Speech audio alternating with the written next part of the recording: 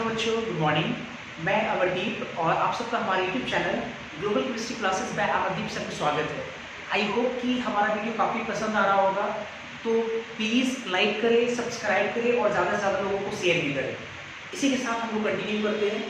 Last class में हम लोग केमिकल काइनेटिक्स के जीरो ऑर्डर रिएक्शन के बारे में पढ़ रहे थे। जीरो ऑर्डर रिएक्शन, तो जीरो ऑर्डर रिएक्शन पूरा खत्म नहीं हुआ था। जहाँ तक मैंने आपको पढ़ाया था एक बार फटाफट हम उसको रिकॉल कर लेते हैं और फिर उसके आगे कंटिन्यू करेंगे। तो हम लोग पढ़े थे जीरो ऑर्डर रिएक्शन के बारे में। तो जीरो ऑर्डर रिएक्शन पहले बात कहेंगे किसको, मैंने आपको समझाया अगर किसी रिएक्शन का overall order of reaction zero तो उसको हम लोग बोलेंगे जीरो ऑर्डर रिएक्शन। फिर मैंने आपको सिखाया कि zero order reaction elementary reaction हो सकता है या कॉम्प्लेक्स रिएक्शन। तो मैंने बोला जितने भी जीरो ऑर्डर रिएक्शन होंगे वो सब का सब कॉम्प्लेक्स रिएक्शन होगा। दूसरा पॉइंट ये। फिर उसके बाद हम लोग देखे थे फॉर्मूला हम लोग निकाले थे क्या, x बराबर KT, मतलब कंज्यूम अमाउंट, टाइम और rate constant of zero reaction के बीच में क्या रिलेशन था। तो रिलेशन आया था x बराबर KT, x consume amount, K आपका rate constant of first order zero order reaction और T आपका टाइम हो गया। तो x बराबर KT। फिर उसके बाद हमने कहा आपको कि सिंबल का थोड़ा ज़्यादा इसमें है ना बोलबाला है, आपको सिंबल को थोड़ा अच्छा समझना पड़ेगा। तो मैंने आपको सिखाया कि अगर A बड़ी ब्रैकेट में बंद रहे, चाहे CT रहे, चाहे सिर्फ C रहे, तो इसका मतलब आपको समझना पड़ेगा रिएक्टेंट का concentration eight any time T। फिर मैंने बोला कि A0 कॉन्सेंट्रेशन रहे चाहे C0 रहे सिर्फ, तो इसका मतलब आपको समझना पड़ेगा कि रिएक्टेंट का इनिशियल कॉन्सेंट्रेशन है। और फिर हमने आपको सिखाया कि हाउ टू ये time relates with initial how to time relates with concentration of reactant at any time T। तो एक इक्वेशन आया था, आपको याद होगा, A बराबर A0 माइनस KT। ये काफ़ी ज़्यादा पॉपुलर इक्वेशन है और काफ़ी ज़्यादा यूजफुल इक्वेशन है यार आपका, ठीक है, ये काफ़ी इंपॉर्टेंट भी है। तो A बराबर A0 माइनस KT, A जहाँ पे आपका हो गया reactant concentration eight any time T, A0 आपका इनिशियल कॉन्सेंट्रेशन ऑफ रिएक्टेंट और माइनस KT, K आपका रेट कॉन्स्टेंट, T आपका टाइम। तो A बराबर A0 माइनस KT।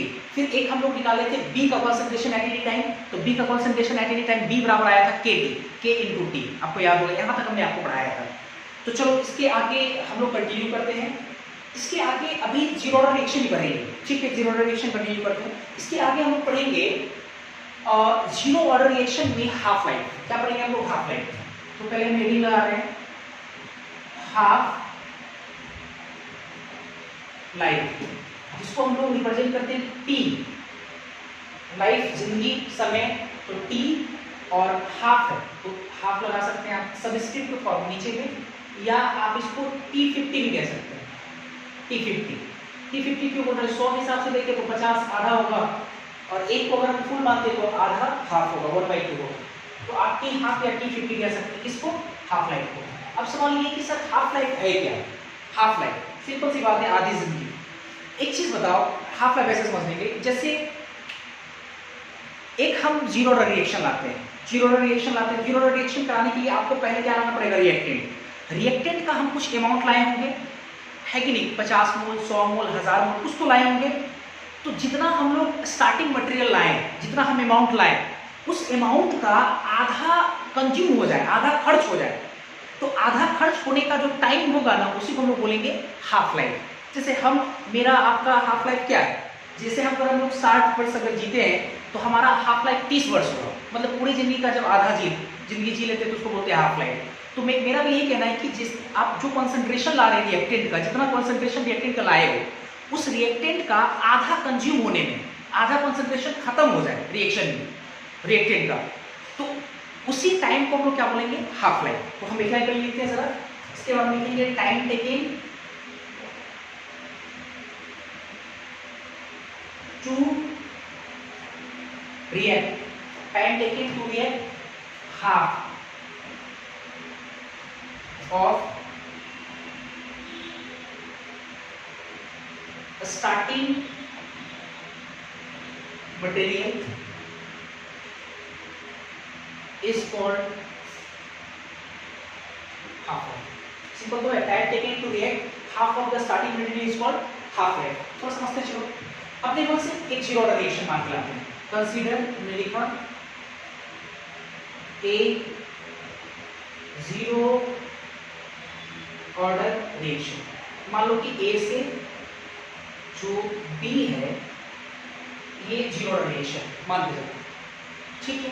तो जरा देखें टी बराबर 0 पे ए का शुरुआती स्टार्टिंग जो मटेरियल है मान लो कि स्मॉल ए मोलरिटी है, स्मॉल ए मोलरिटी, ये कॉन्सेंट्रेशन है किसका, रिएक्टेंट का, ठीक है। इतना लाइन आपको पता है कि एक टाइम टी के बाद इसका कुछ अमाउंट टूटेगा, तो मान लो कि टाइम टी के बाद, एक टाइम टी के बाद जो है पर्टिकुलर टाइम के बाद इसका x कंसंट्रेशन टूट गया, तो बचेगा कितना a माइनस x बचेगा मोलरिटी, इसका कितना बनेगा x मोलरिटी, ये तो समझ में आता है।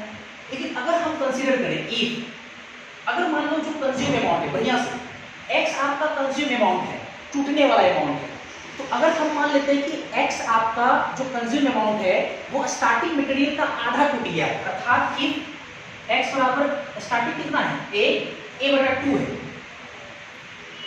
कितना है x बराबर a बटा 2 अगर, तो अगर x बराबर a बटा 2 है मतलब ये हुआ कि स्टार्टिंग का आधा, मतलब a जो लिए उसका आधा टूट गया, देन तो जो टाइम होगा, टाइम जो t होगा उस टाइम t को हमको क्या बोलना पड़ेगा, हमको बोलना पड़ेगा t हाफ या t50 बोलना पड़ेगा। जब x a बटा 2 टूटेगा, स्टार्टिंग मटेरियल का आधा टूट जाएगा, तो जो टाइम होगा वो क्या हो जाएगा t हाफ या t50 हो जाएगा। लास्ट क्लास में हम लोग कंज्यूम अमाउंट और टाइम के बीच में रिलेशन पढ़े थे, आपको याद होगा, और रिलेशन था चूंकि हम लोग पढ़े x बराबर kt, ये हम लोग पढ़े। अब देखो x कंज्यूम अमाउंट है, x का अमाउंट कितना ले a बाय 2 बराबर k, तो t कितना हो जाएगा, t हो जाएगा आपका t हाफ, ये हो जाएगा। तो यहाँ से देखो t हाफ कितना निकल जाएगा और करके लिखते हैं t हाफ बराबर हो जाएगा t हाफ, इधर से चला जाएगा तो a बटा 2, तो ये काफी इंपॉर्टेंट है फॉर्मूला, t हाफ बराबर a बटा 2 के, t हाफ बराबर a बटा 2 के, ये फॉर्मूला यूजफुल फॉर्मूला है, काफी इंपॉर्टेंट है। अगर आपसे बोलता है जीरो रिएक्शन में हाफ लाइफ निकालिए, तो आप इनिशियल कॉन्सेंट्रेशन रेट कांस्टेंट और नीचे में 2 है तो a बटा 2 के निकालेंगे तो हमारा t हाफ निकल जाएगा, क्या आसान है। चलो ठीक है, एक बात तो समझ में आया, t हाफ इससे निकालेंगे, मेरे को लगता है ये सभी किसी को दिक्कत नहीं रहा होगा, ठीक है। हाँ, आपके एग्जाम में डेरिवेशन भी आता है, हाफ लाइफ का डेरिवेशन करके दिखाइए कितना a बटा 2 के प्रूफ करके दिखाइए, अगर ऐसा वगैरह आ सकता है क्वेश्चन तो आप इस तरह से काम कर सकते हैं, ठीक है। चलो अभी एक बात और देखते हैं, जैसे एक चीज हमको समझ में आ रहा है कि सर हाफ लाइफ जो हुआ ना, हाफ लाइफ जब हम हाफ किए, मतलब इसी चीज को फिर से एक बार हम लिख देते हैं, t हाफ या t50, t हाफ या t50 बराबर कितना है 1/2 a बटा k, मतलब a बटा k का हाफ से गुना करना पड़ेगा हाफ लाइफ होने के लिए, है ना। हाफ लाइफ होने के लिए जो आपका a बटा k वैल्यू है उसमें हाफ से गुना किया, तब जाकर आपका क्या निकला, t हाफ निकला, ठीक है। तो सिमिलरली इसी तरीके से हम लोग कुछ चीजों को और भी अच्छे से समझ सकते हैं, जैसे ये हाफ लाइफ या 50% रिएक्ट करने का टाइम निकला, अगर हम बोलेंगे t 3/4 अर्थात t 75% रिएक्ट करने का टाइम बताओ, 3/4 का मतलब एक चीज देखो, एक में आधा 50 होता है, आपको पता है, मतलब 100 में वो आधा हो गया 50, एक में आधा आपका हाफ हो गया, तो एक में अगर 3/4 किया तो इसका मतलब कितना हो गया, 3 पार्ट ना, तो मतलब 75%, 100 में कितना हो जाएगा 75% हो जाएगा, तो t 3/4 बोलो चाहे t 75 बोलो, मेरा ख्याल है कि समझ में आ रहा होगा। t 3/4 एक में 3/4, तो ये जो 75 लिख रहे हो किसमें आएगा 100 में, तो एक में 3/4 तो 100 में 3/4 इंटू 100 करेंगे तो 4 100 में डिवाइड करेंगे तो 25 के 75 तो 75 आ रहा है। उसी प्रकार देखो ना, ये एक में हाफ तो 100 में 100 से इसको गुणा करेंगे तो 2 से डिवाइड होगा तो 50 तो 50 आ रहा है। तो t 3/4 या t 75 रिएक्ट करने का अगर आपसे टाइम पूछेगा तो आराम से बता सकते हैं, हाफ से मल्टीप्लाई हुआ, अगर हाफ लाइफ का निकालना, तो अगर 3/4 अगर निकालना है, 3/4 लाइफ निकालना है, ठीक है ना, तो कितना हो जाएगा यहाँ पे 3/4 a बटा k। आप चाहो तो ऐसे ही ड्राइव कर सकते हो, लेकिन हम आपको क्या बोल रहे हैं, इसी से हम लोग थोड़ा सा है आइडियाज लेकर के आगे इसको प्रोसीड कर रहे हैं। तो 3/4 3/4 रिएक्ट करने का टाइम ये हो जाएगा आपका, ठीक है। अगर आपसे बोला t100 या 100% कंप्लीट करने का टाइम, 100% रिएक्ट करने का टाइम, और ये से t1 लिखोगे या t100 से लिखेंगे हम लोग बराबर तो कंप्लीट रिएक्ट करने का टाइम यहाँ पर कितना हो जाएगा, 1 से गुना करना पड़ेगा, ए बटा के हो जाएगा T100, या आप इसको T100 को T कंप्लीशन कह सकते हो, कंप्लीट हो जाएगा ना।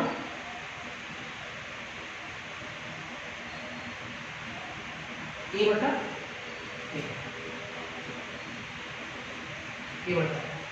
100% रिएक्ट करने का टाइम आपका ये होगा।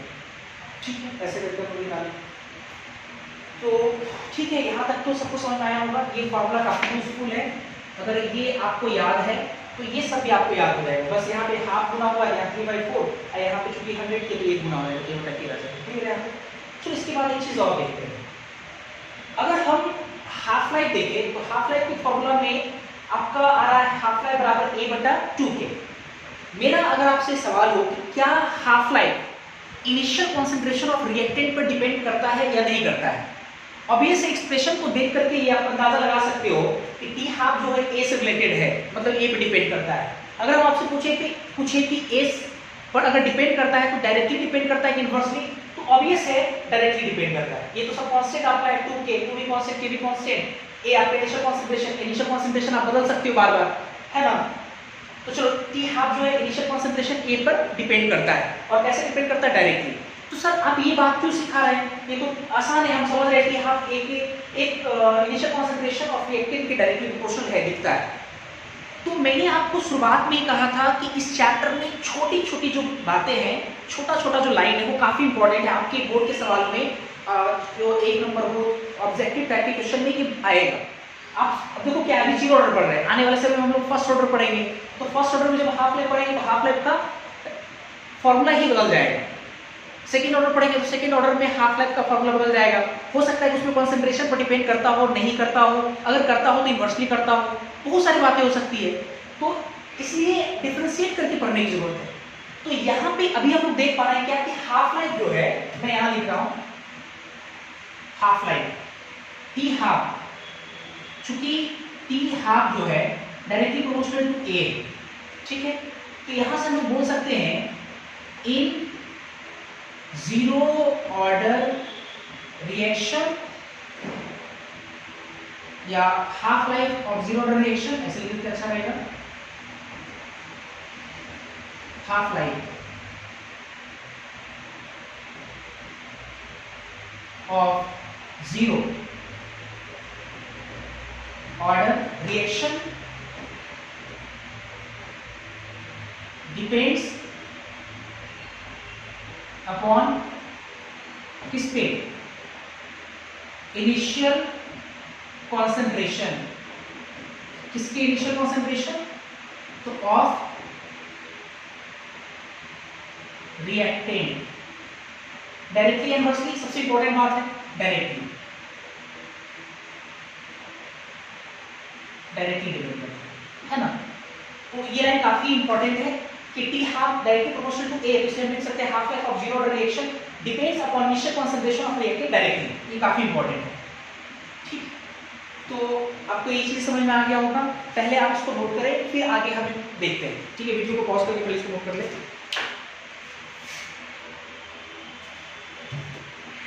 इसके बाद ठीक है, फिर देखते हैं हम लोग 0 ऑर्डर रिएक्शन के बारे में। किताब लिखता है कि अगर इक्वल टाइम इंटरवल को अगर ले, या इक्वल टाइम इंटरवल के बाद अगर हम लोग रिएक्टेंट के कॉन्सेंट्रेशन को ऑब्जर्व करें, तो ऑब्जर्व करने पे रिएक्टेंट का जो कॉन्सेंट्रेशन होता है वो एपी में डिक्रीज करता है। फिर से मैं एक बार कहना चाहूँगा, फिर सब समझेंगे। किताब लिखता है कि 0 ऑर्डर रिएक्शन में रिएक्टेंट के कॉन्सेंट्रेशन को अगर हम लोग इक्वल टाइम इंटरवल पर ऑब्जर्व करते हैं तो रिएक्टेंट का जो कॉन्सेंट्रेशन है वो एपी में डिक्रीज करता है। इतना आपको पता है कि जब हम लोग टाइम के साथ अगर हम लोग रिएक्टेंट के कॉन्सेंट्रेशन को ऑब्जर्व करेंगे तो कॉन्सेंट्रेशन घटेगा, इसमें कोई दो मत नहीं है, डाउट भी नहीं होना चाहिए इसमें, ठीक है, घटेगा। लेकिन एपी में घटेगा और वो भी इक्वल टाइम इंटरवल पे। तो पहले तो सर आपने को ये समझा इक्वल टाइम इंटरवल क्या है, तो फिर हम लोग समझेंगे वगैरह वगैरह, फिर मैं आपको प्रूफ करके भी दिखाऊंगा। इक्वल टाइम इंटरवल का मतलब होता है कि जैसे बराबर टाइम पे, जैसे आप ऐसे समझो कोई एक रिएक्शन हो रहा है, मान लो 0 ऑर्डर रिएक्शन हो रहा है, तो चलो 0 ऑर्डर रिएक्शन t बराबर 0 पे ऑब्जर्व किए, t बराबर 0 पे सिर्फ रिएक्टेंट है, रिएक्टेंट का कुछ अमाउंट है, उसके बाद हम 5 मिनट के बाद देखें, 5 मिनट के बाद ऑब्जर्व किए रिएक्टिव कॉन्सेंट्रेशन इतना बचा। अब इक्वल टाइम इंटरवल होने के लिए अगला टाइम क्या होना चाहिए?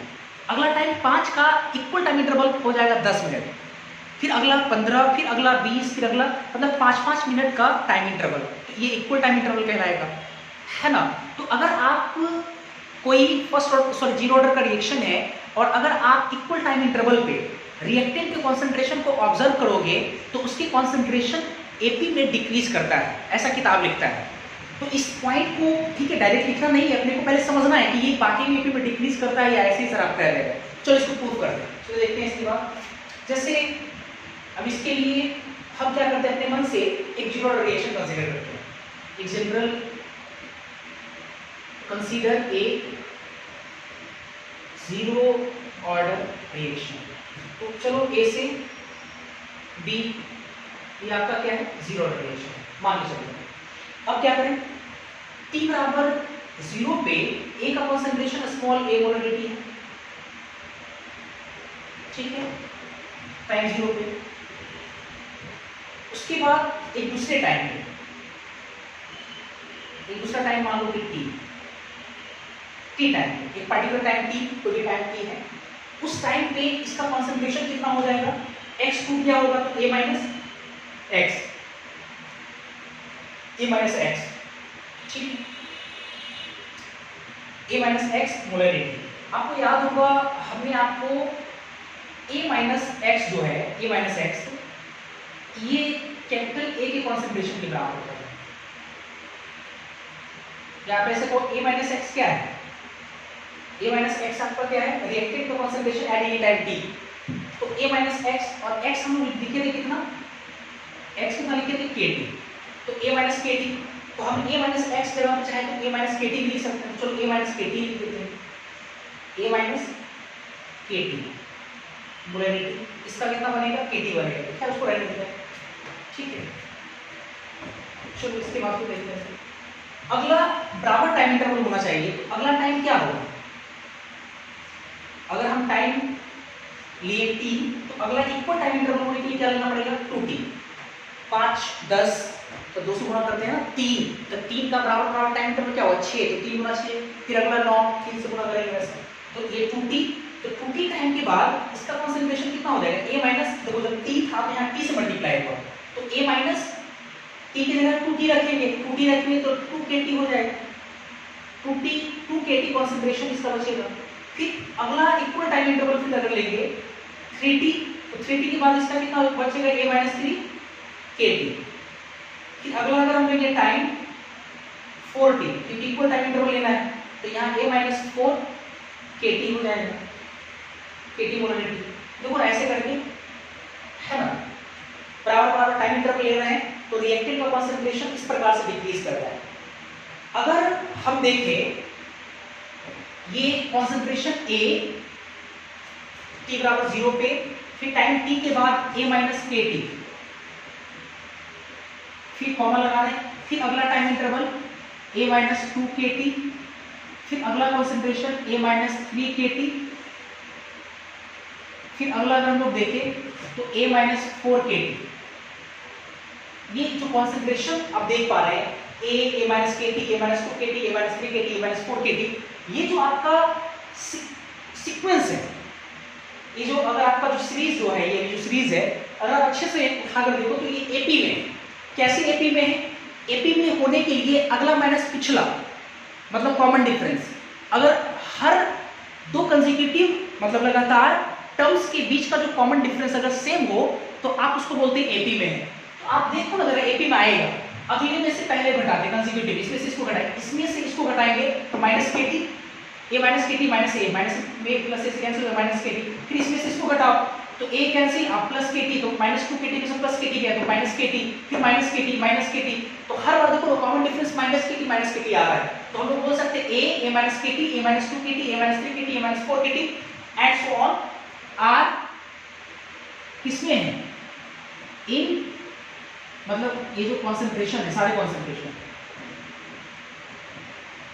Concentration are in AP with common difference कितना, with common difference minus k T.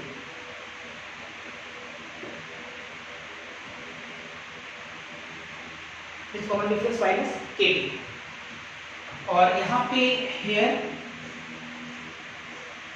के क्या है, रेट कांस्टेंट ऑफ किसका, जीरो ऑर्डर रिएक्शन, और टी क्या है, इक्वल टाइम इंटरवल के टाइम इंटरवल। ठीक है, तो आप देख सकते हो कि साफ साफ दिख रहा है कॉन्सेंट्रेशन जो है वो एपी में है और कॉमन डिफरेंस माइनस केटी के साथ। तो इस प्रकार से हम क्या बोल सकते हैं, जो किताब में लाइन लिखा हुआ है, हेंस इस प्रकार बोल सकते हैं कि in zero order reaction, in zero order reaction concentration of reactant decreases, concentration of reactant decreases in AP after equal time interval।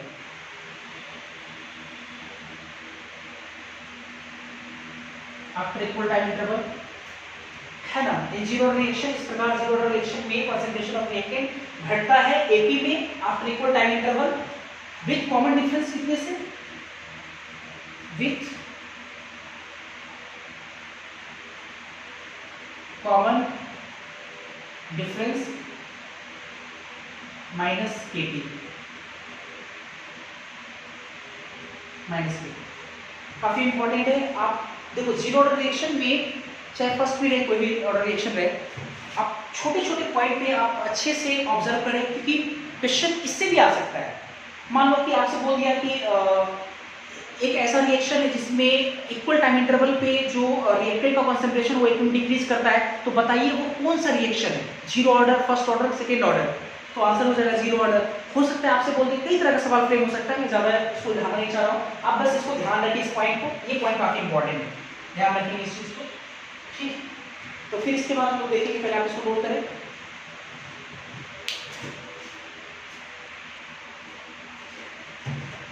इसके बाद हम लोग जीरो रिएक्शन का ग्राफिकल रिप्रेजेंटेशन देखेंगे। तो हेडिंग लगाएंगे हम लोग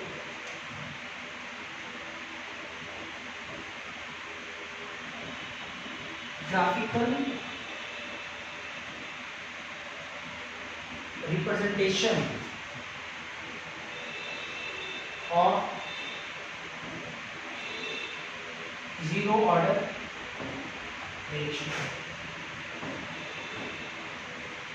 ठीक है, graphical representation of zero order reaction.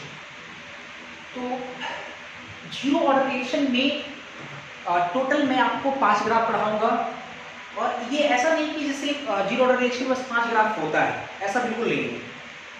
Graph दो फिजिकल क्वांटिटीज के बीच ड्रॉ करना है, और फिजिकल क्वांटिटीज बहुत सारे हैं तो ग्राफ बहुत सारा हो सकता है। तो मैं 4 से जो 5 ग्राफ पढ़ा रहा हूँ वो कॉमन ग्राफ है, वो काफ़ी यूजफुल ग्राफ है जो एग्जाम में आ सकता है। कॉमन है मतलब ये आप बोल सकते हो कि काफ़ी पॉपुलर है। तो ऐसा नहीं कि सिर्फ 5 है तो बहुत सारा हो सकता है। तो मैं आपको ग्राफ ड्रॉ करने का जो तरीका मैंने सिखाया था 11वीं क्लास में, उसी तरीके से मैं 4-5 ग्राफ दिखा दे रहा हूँ। अगर कोई नया ग्राफ आता है तो आप उस पर अप्रोच कर सकते हैं। क्लियर है? तो 5 ग्राफ पढ़ेंगे हम लोग जीरो रिएक्शन में। चलो पहला ग्राफ देखते हैं। हम लोग पहला ग्राफ पढ़ेंगे, ठीक है, पहला ग्राफ हम लोग पढ़ेंगे रिएक्टेंट का कॉन्सेंट्रेशन। पहला ग्राफ मतलब ए, ठीक है, रिएक्टेंट का concentration eight any time T versus time. ठीक है, ये पहला ग्राफ हम लोग concentration of reactant at any time T versus time. ठीक है, ये हम लोग का पहला ग्राफ है। अच्छा, आपको याद होगा कि जैसे अगर हमको ये ग्राफ ड्रॉ करना है concentration of reactant versus time का, तो आपको याद होगा मैंने आपको कहा था दुनिया में किसी भी है दो फिजिकल क्वांटिटीज के बीच अगर आपको ग्राफ ड्रॉ करना है तो सबसे पहला काम आपको करना चाहिए कि उन दोनों फिजिकल क्वांटिटीज के बीच एक रिलेशन पता कीजिए पहले, या रिलेशन स्टैब्लिश कीजिए। तो concentration of A versus time T, तो ए और टी के बीच में सबसे पहले रिलेशन हम लोग निकालेंगे। और मैंने आपको जीरो रिएक्शन में ए और टी के बीच में रिलेशन पढ़ाया है। रिलेशन है ए बराबर ए नॉट माइनस के टी, देखो टी आ रहा है ए भी है, तो वो रिलेशन का यूज करेंगे। पहला काम तो ये किए थे। दूसरा काम मैंने फिर आपको कहा था कि जो फिजिकल क्वांटिटीज वाई एक्सिस पे है, जो पहला वाला रहता है फिजिकल क्वांटिटी, उसको वाई एक्सिस पे रखते हैं, उसको वाई से रिप्लेस कीजिए। और जो फिजिकल क्वांटिटीज एक्स एक्सिस पे वर्सेस टी है, तो टी को हम एक्स एक्सिस पे रखेंगे, तो टी को हम लोग एक्स से रिप्लेस कर देंगे। ठीक है, दूसरा काम ये करते हैं। अब फिर तीसरा काम मैंने आपको सिखाया था कि मैथ के जनरल इक्वेशन से आप अंदाजा लगाओ कि वो जो इक्वेशन आ रहा है वो किससे मैच कर रहा है, स्ट्रेट लाइन से, हाइपरबोला से, पैराबोला से, इलिप्स से, सर्कल से, जिससे मैच कर रहा है उसका ग्राफ उस प्रकार से हो जाएगा। ऐसे मैंने आपको सिखाया था। तो चलो सबसे पहला काम तो हम लोग को concentration of reactant versus time का ग्राफ ड्रॉ करना है। ठीक है, तो ए को कहाँ लेंगे हम लोग,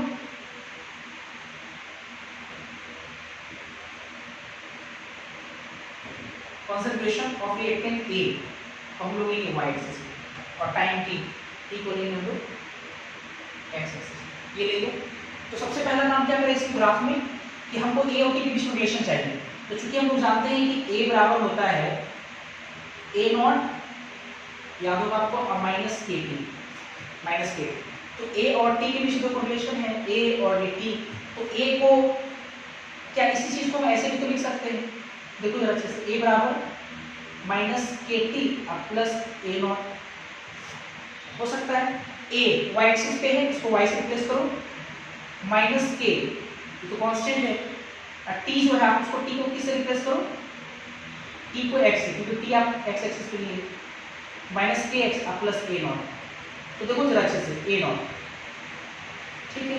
अब अगर अच्छे से देखो तो ये जो आपका y बराबर माइनस के एक्स प्लस ए नॉट जो है, ये y बराबर एम एक्स प्लस सी से देखो मैच करता है।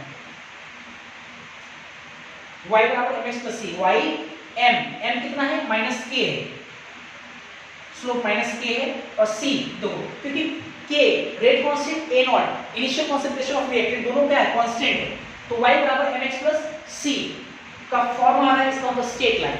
अब हमको ये स्ट्रेट लाइन ड्रॉ करना है, तो देखो स्ट्रेट लाइन ड्रॉ करने के लिए सबसे पहले क्या करेंगे, देखो y बराबर mx प्लस c में m आपका क्या है, m आपका होता है स्लोप ऑफ लाइन, और स्लोप कितना है, माइनस के बराबर, माइनस के बराबर, ठीक है। स्लोप ऑफ लाइन कितना है, माइनस के बराबर। और जो c होता है ये होता है, आपको याद होगा, इंटरसेप्ट ऑन y एक्सिस, और कितना है ये a नॉट,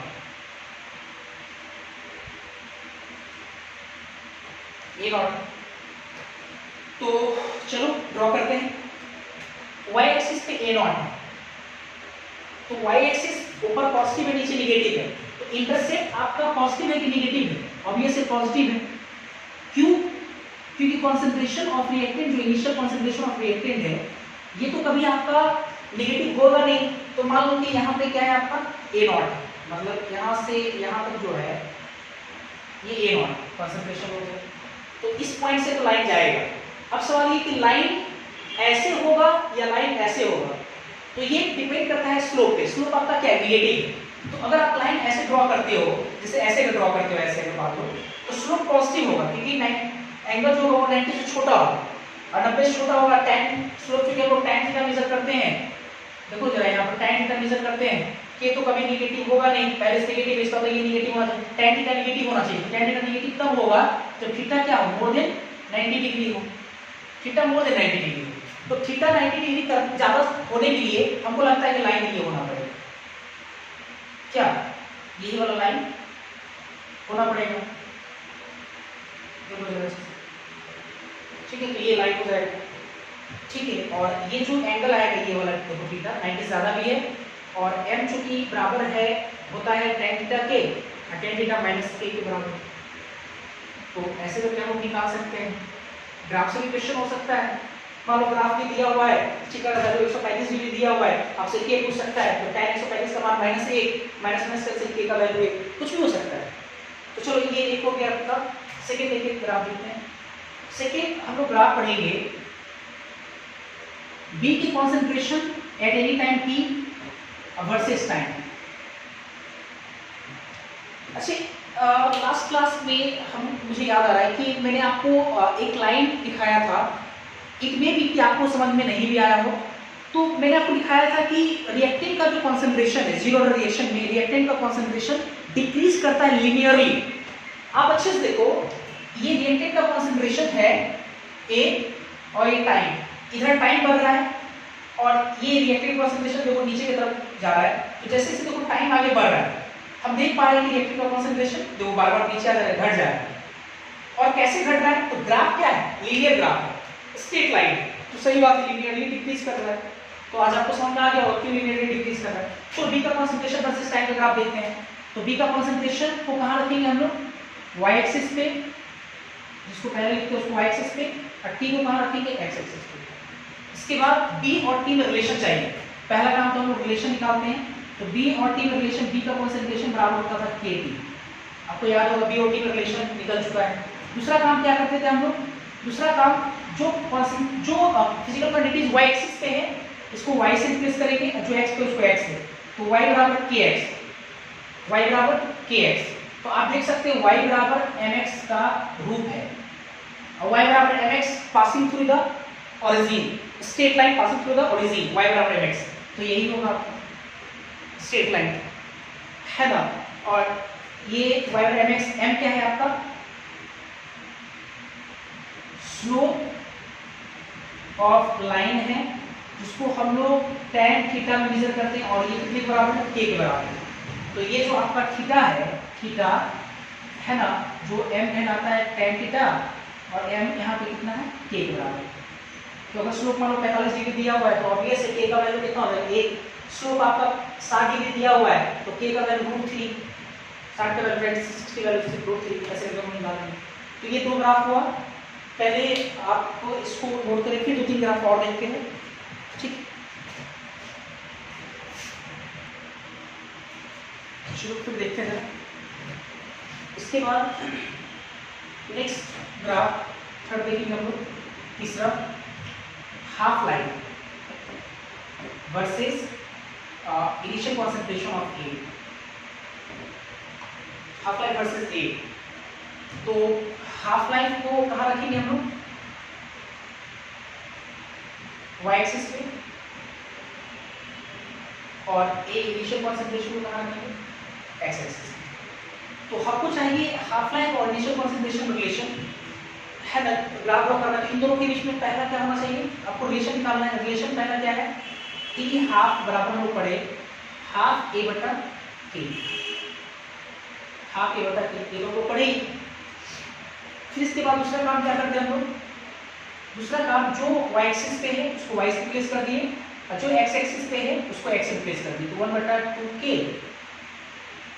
इनटू कितना? x। तो आप साफ साफ देखो इक्वल सा फॉर्म y बराबर mx का फॉर्म है। तो y बराबर mx का फॉर्म है, इसका मतलब क्या होगा? ग्राफ कैसा होगा? Straight line passing through the origin. तो ग्राफ ऐसा ही आएगा। और ये जो m आपका है यहाँ पे m, उसको हम बोलते हैं स्लोप ऑफ लाइन, लाइन का स्लोप जिसको हम लोग tan थीटा मेजर करते हैं। और इक्वेशन के अकॉर्डिंग m कितना है? 1/2k, 1/2k। तो ये आपका थीटा हुआ m बराबर tan थीटा, जिस कितने के बराबर है? 1/2k के बराबर। तो अगर मान लो थीटा वगैरह दिया और k तुमसे पूछे तो ऑब्वियस हम निकाल सकते हैं। ये तीसरा ग्राफ है, काफी आसान है। चौथा ग्राफ देखते हैं। चौथा ग्राफ हम लोग पढ़ेंगे रेट ऑफ डिसअपीयरेंस ऑफ ए, मतलब रिएक्टेंट, और रेट ऑफ फॉर्मेशन बी। ए से बी अगर रिएक्शन मान के चले जीरो ऑर्डर रिएक्शन है तो ए रिएक्टेंट बी प्रोडक्ट, तो ए के लिए डिसअपीयरेंस क्या होगा? माइनस ए का डिसअपीयरेंस होगा, बी का फॉर्मेशन होगा। तो डिसअपीयरेंस और फॉर्मेशन के वर्सेस हमको ग्राफ देखना है। मतलब हमको देखना है रेट ऑफ डिसअपीयरेंस, तो minus d A upon d t versus rate of formation d B upon d t. dv upon dt equation को देखना है ना। तो जिसको हमको जो पहले हम लिए फिजिकल क्वांटिटीज उसको कहाँ रखना पड़ेगा, उसको रखना पड़ेगा अपने को y एक्सिस पे। तो माइनस dA अपॉन dt, ये dv upon dt y axis पे इसको रखे, इसको x एक्सिस पे। अब इन दोनों में सबसे पहला काम क्या करना है, रिलेशन निकालना है। सबसे पहला काम रिलेशन निकालना है। आपको याद होगा अगर A से B एक रिएक्शन है तो रेट ऑफ रिएक्शन या रेट बराबर हम लोग क्या लिख सकते हैं, इसका डिसअपियरेंस में इसके कोएफिशिएंट से भागा, तो कोएफिशिएंट तो A थे एक अंडरस्टूड है तो माइनस d अपॉन dt, इसके फॉर्मेशन में इसको कोएफिशिएंट से भागा तो प्लस dv अपॉन dt। तो इन दोनों में देखो रिलेशन क्या है, relation minus d upon dt बराबर प्लस dv अपॉन dt। पहला काम तो ये कर लिया। दूसरा काम क्या करें, जो y एक्सिस पे उसको y से रिप्लेस किए पूरा पूरा, इसको x से रिप्लेस किए, y बराबर x, y बराबर x। आप याद करो इतना ही 3 क्लास का इक्वेशन है, passing through the origin, straight line passing through the origin, यही होगा स्ट्रेट लाइन, है कि नहीं। और स्लोप भी यहाँ क्लियर है, यहाँ स्लोप कितना है 45 डिग्री होगा क्योंकि m बराबर होता है tan थीटा और कुछ नहीं तो यहाँ पे m का वैल्यू कितना 1 है, तो m का वैल्यू 1 है, इसका थीटा कितना होना चाहिए 45 डिग्री होना चाहिए। तो ये हो जाएगा इसका। एंड लास्ट ग्राफ हम देखते हैं पांचवा, फिफ्थ ग्राफ हम देखेंगे। फिफ्थ ग्राफ हम देखेंगे रेट वर्सेस टाइम, मतलब टाइम के साथ रेट पर क्या असर पड़ता है, रेट वर्सेस टाइम। तो रेट को कहाँ रखेंगे हम लोग y एक्सिस पे और टाइम को कहाँ रखेंगे हम लोग t को x एक्सिस पे, रेट वर्सेस टाइम t को हम लोग रखते हैं x एक्सिस पे। पहला काम क्या करते हैं, रेट और टाइम की बीच रिलेशन निकालते हैं। आपको याद होगा जीरो ऑर्डर में रेट k इंटू a की पावर 0 आया था, अर्थात रेट बराबर कितना आ रहा है k। अब k आपको क्या है कांस्टेंट है, जीरो ऑर्डर रेट कांस्टेंट, तो रेट तो कांस्टेंट है कि नहीं, रेट कांस्टेंट है तो अगर रेट आपका y एक्सिस उसको y से रिप्लेस करेंगे k कांस्टेंट है तो y बराबर k का लाइन क्या होगा पैरेलल टू x एक्सिस, तो ये हो जाएगा।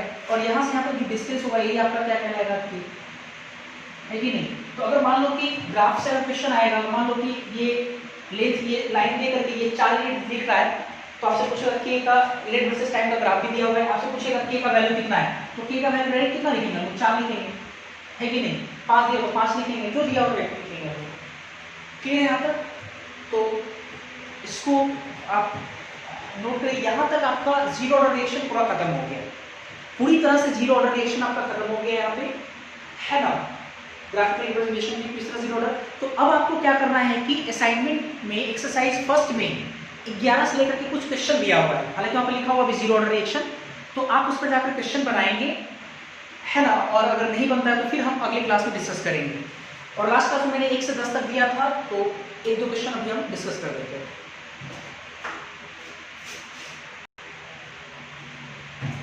लास्ट क्लास में हमने आपको 1 से लेकर के 10 तक कुछ क्वेश्चन दिया था करने के लिए, तो आप लोग उसको बनाएं, जो डाउट आएगा आप उसको कमेंट करके आप कमेंट सेक्शन में आप डाल दें कि इस क्वेश्चन में डाउट है आपको, ठीक है, या फिर व्हाट्सएप कर सकते हैं आप हमको। उसके बाद देखते जरा पहले तो मैं 1 से जो 10 मैंने क्वेश्चन दिया था उसमें से क्वेश्चन नंबर 4 हम डिस्कस करने जा रहे हैं। और ये जो क्वेश्चन नंबर 4 का जो पैटर्न है, जो क्वेश्चन 4 में जिस तरह से क्वेश्चन का पैटर्न दिया हुआ है, इस तरह के क्वेश्चन आपके बोर्ड में बहुत बार आया हुआ है, कई बार आया हुआ है, हर बार आता है। तो आप ज़्यादा से ज़्यादा अभ्यास करें, यही आपके लिए अच्छा होगा। चलो देखते हैं जरा क्वेश्चन क्या है, पहले एक बार मैं आपको समझाता हूँ। क्वेश्चन को लिखा हुआ है कि एक reaction, the reaction 2a + b + c arrow का sign d + e is found to be, पाया गया फर्स्ट ऑर्डर इन a, मतलब a का जो ऑर्डर है वो 1, सेकेंड ऑर्डर इन b का ऑर्डर कितना है 2 है, और c का ऑर्डर क्या है 0 है, ठीक है। ये रिएक्शन है, a के रिस्पेक्ट में ऑर्डर 1 है, b के रिस्पेक्ट में ऑर्डर 1 है, 2 है ना, और c के रिस्पेक्ट में ऑर्डर 0 है। 2 क्वेश्चन दिया गया। पहला question, give the rate law, मैंने आपको सिखाया था रेट लॉ एक्सप्रेशन लिखने के लिए, rate law for the reaction in the form of differential equation. Differential equation के फॉर्म में आप रेट लॉ को लिखे, है ना, दिखाएं और दूसरा सवाल है कि what is the effect in rate of increasing concentration of A B and C 2 times. अगर हम लोग ए बी सी के कंसंट्रेशन को बढ़ा देते हैं, इंक्रीज करा देते हैं, कितने से? दोगुने से 2 टाइम्स, 2 गुने से, तो what is the effect in rate, तो रेट पर क्या असर पड़ेगा? ये 2 सवाल है। अब देखो पहला सवाल तो काफी आसान है, ये रिएक्शन लिखा हुआ है 2a + b + c से d + e, हमको लिखना है रेट लॉ। तो फ्रॉम रेट लॉ से हम लोग रेट क्या लिखते हैं? फ्रॉम रेट लॉ से हम लोग याद होगा आपको, रेट लिखते हैं रेट बराबर k, a के पावर x, b के पावर लिखते हैं y और c के पावर z अपने मन से। और क्वेश्चन चूंकि बोला हुआ है, क्वेश्चन में क्या बोला है? जो रेट है k a के रिस्पेक्ट में ऑर्डर 1 है तो 1 अंडरस्टूड है, b के रिस्पेक्ट में ऑर्डर 2 है, 2 लिखना पड़ेगा, और c के रिस्पेक्ट में ऑर्डर कितना है? 0 है। ऐसे करके तो हम लोग रेट कितना लिख पाएंगे? रेट बराबर k a के कॉन्सेंट्रेशन और b के कॉन्सेंट्रेशन की पावर 2, c के कॉन्सेंट्रेशन पावर 0, तो ये आपका हो गया रेट लॉ एक्सप्रेशन, यही होगा, ये आपका रेट लॉ एक्सप्रेशन, ये पहला का आंसर ये होगा।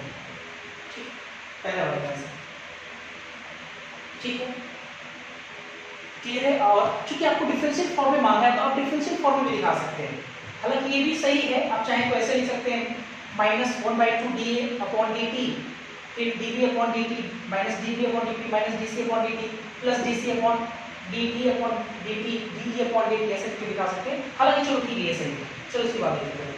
सेकंड हेल्प के डिफरेंशियल रेट को दिखाना था, रेट को दिखा दिया।